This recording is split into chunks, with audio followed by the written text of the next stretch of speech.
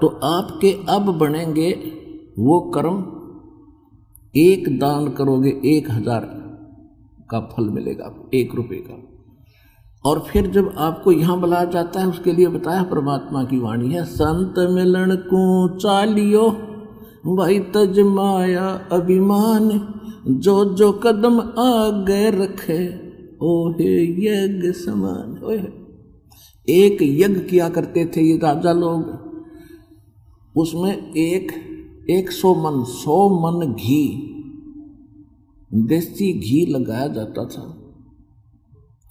और 100 मन देसी घी लगेगा जहाँ पर कितनी तो उस पर सब्जी पूरी और हलवा खीर बनेगी, और कुछ उसमें से हवन में लगाया जाता था।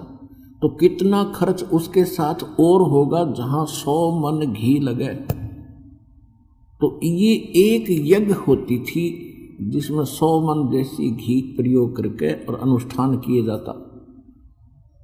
तो आपको वो पुण्य कोटक यज्ञ समान, आप वहाँ जहाँ से भी चले हो यहाँ तक इस सच्चे दरबार में दास के सत्संग सुनने के लिए, जहाँ से आपके यहाँ तक कितने कदम बनते हैं, चाहे आप रेल में हो चाहे किसी चीज़ में, लेकिन वो कदम काउंट होते हैं।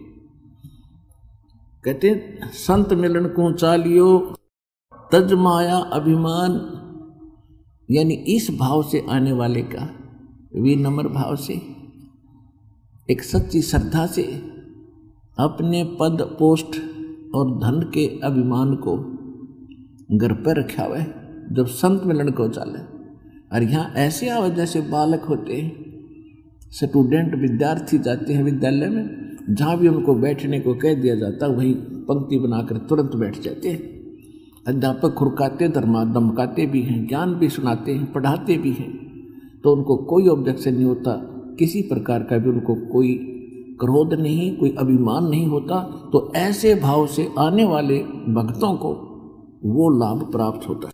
तो कहते हैं संत मिलन को चालियो तज माया अभिमान, और जो जो कदम आगे रखे, यानी प्रस्थान करते हो जितने कदम पग यहाँ तक बनेंगे आपके, एक यज्ञ समान। और फिर ये भी अंदाजा लगा लियो कि आपको दास ने जो विधि बता रखी है अकॉर्डिंग टू द शास्त्र है। श्रीमद् भगवद गीता अध्याय नंबर 16 के श्लोक 23 और 24 में कहा है कि अर्जुन जो शास्त्र विधि को त्याग कर मनमाना आचरण करते हैं उनको न तो कोई सुख होता है, न उनको कोई सिद्धि प्राप्त होती है, और न ही उनकी परम गति होती है। तो फिर क्या फायदा।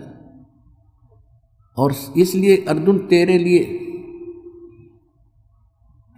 कर्तव्य और अकर्तव्य की व्यवस्था में, यानी कौन से धार्मिक कर्म करने चाहिए कौन से ना करने चाहिए, वो सदग्रंथ ही प्रमाण है।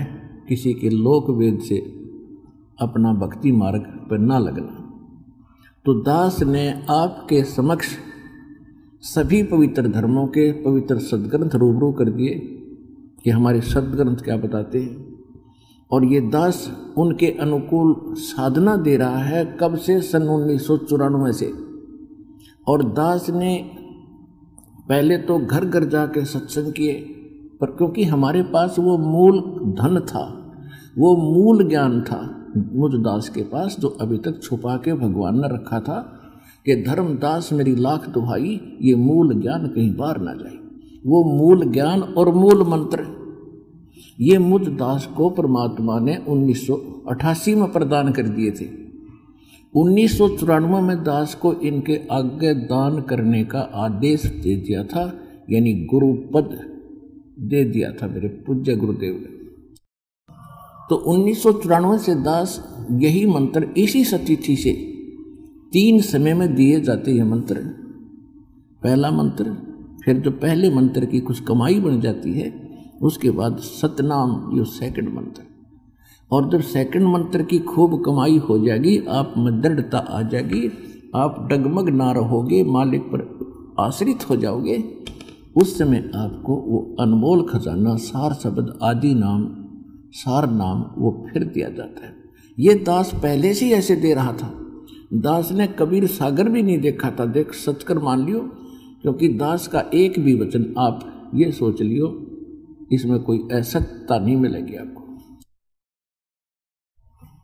क्योंकि हमने दास को परमात्मा ने मूल ज्ञान दिया जो कबीर सागर में भी कुछ वो अंश नहीं है, और उसकी पूर्ति गरीबदास जी की वाणी में है। इन दोनों से भी हट कर जो और मूल ज्ञान है वो दास को प्राप्त हुआ, तो उसके आधार से परमात्मा के आदेश अनुसार दास वही आपको दीक्षा दे रहा था। फिर परमात्मा फिर घर घर जाते थे, इतनी सत्संग और पाठ हो गए कि हम घर घर नहीं जा सके, एक एक दिन में 6-6 जगह पाठ प्रकाश करना पड़ गया। फिर हमने बच्चों ने भक्तों ने भक्तों को परमात्मा ने प्रेरणा की, एक आश्रम बना लिया करौथा गांव में जिला रोहतक के। तो वहाँ हम फिर सब सामूहिक पाठ एक जगह करने लगे सबके जैसे अब चल रहे। ये सब परमात्मा की समय अनुसार प्रेरणा और परिवर्तन उन्हीं की कृपा से होता है।